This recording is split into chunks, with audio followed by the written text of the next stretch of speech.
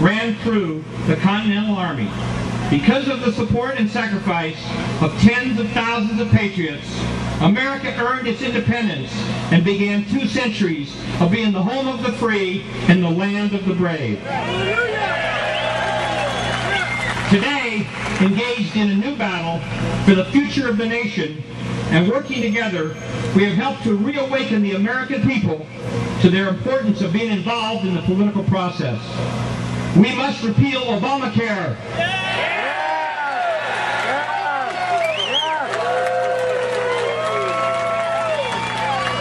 Now, it's not just for Americans.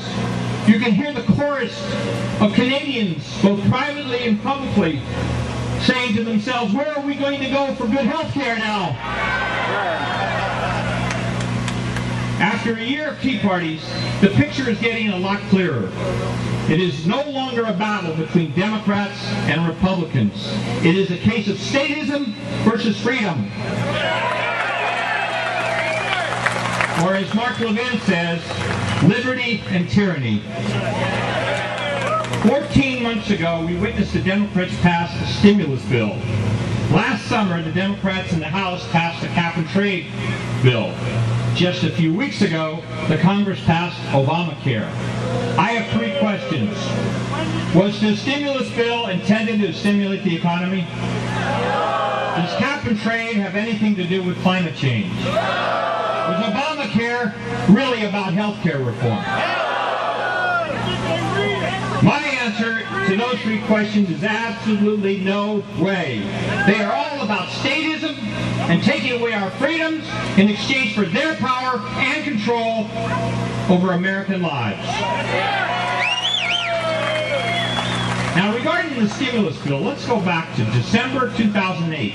That is before Obama was even president. The Congressional Budget Office, this is the independent, neutral CBO that they keep talking about. The Congressional Budget Office claimed in December of 2008, before Obama became president, that we would have an end to this recession by the summer of 2009. That's if the government did nothing. Unfortunately, the government did a lot more than nothing. And we now have 4 million people out of work who were working when the stimulus bill was signed. The only place where jobs have increased is in the government sector. And for the first time in American history, government employees are paid more than private sector employees for the similar jobs. Over 60% of the population feels that their health care will worsen and they will pay more under Obamacare. And they are right. I suggest you really read some of the highlights of this bill. It's worse than you thought. Have you ever had a liberal, a progressive, or a socialist, or whatever they call themselves this week, ask you what damage has liberalism ever really done to America? Let me give you one relatively recent but proven example. Over the past 45 years, we have spent $12 trillion on the war on poverty. In 1965, when Lyndon Johnson's Great Society initiated the war on poverty, 14% of the population was at the poverty level. In 2009, $12 trillion later, guess what? We have 14% of the population at the poverty level. Coincidentally, our national debt is around $12 trillion. Family life in poor communities has deteriorated. Out of wedlock babies have gone from 15% in 1965 to 70% in 2009. That is the record of the welfare state and a big government that we should have said no to 45 years ago. Now, we hear that the Tea Party should be more than just a party of no. And I agree. We should say yes to freedom, yes to liberty, free speech on college campuses, an open and honest media, limited government, no taxation, paying attention to the Constitution, and individual rights. The growth of government necessitates the loss of freedom. As Thomas Jefferson said, a government big enough to give you everything you want is big enough to take away everything you have. We clearly lost the battle on March 21st, but we cannot let diminish our efforts to win the war. My four-part plan for the next year is as follows. Number one, take Obamacare to the Supreme Court in an effort to overturn it.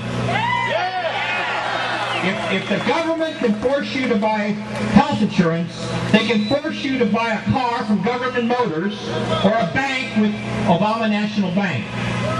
Number two, run against those who voted in favor of the bill on a repeal the bill platform. Number three, elect a new majority in the House and the Senate in November 2010.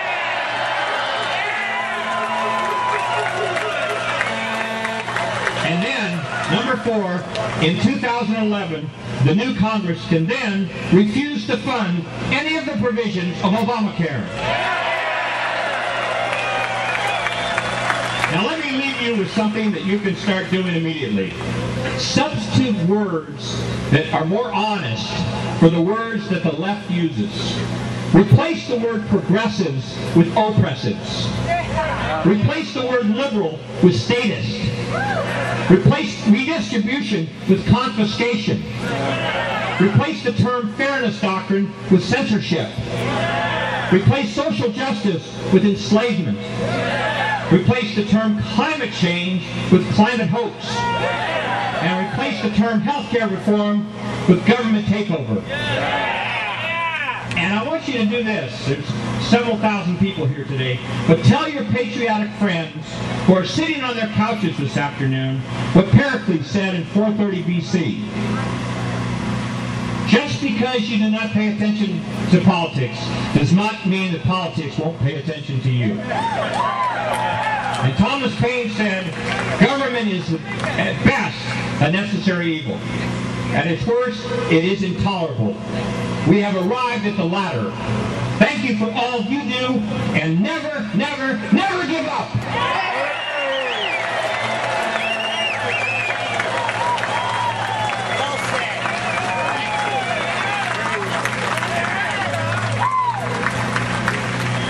Just want to make mention, my program is on Saturdays and Sundays from 4 to 7 on KFL. And this weekend I'm going to have a lady I think you'll find extremely interesting. She was a communist. She grew up under communism.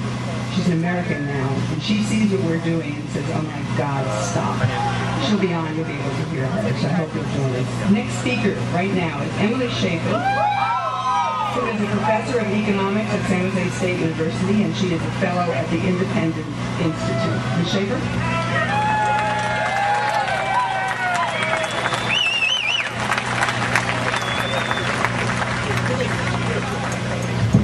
Thank you so much. It's a pleasure to be here with all of you who love liberty enough to come out and be here today. Really, thank you.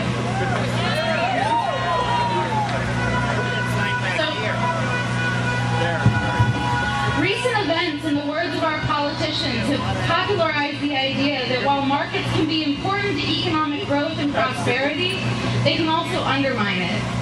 It is fashionable to give nod to the forces of entrepreneurship, and in the same breath, assert that the power of the market must be tamed by regulation. It is complacency and acceptance that somehow these regulators, these men and women in Washington, know what's best for American consumers. When the current administration talks of entrepreneurship, they speak of politically favored businesses and privileged recipients of taxpayer dollars. To be clear, that is not entrepreneurship. It has become controversial to say that those who openly embrace capitalism, free markets, and free trade are dogmatic, ideologues, idealistic, or market fundamentalists. And if you look to our media and to our leaders, you get the impression that being in favor of free markets is somehow an unreasonable position.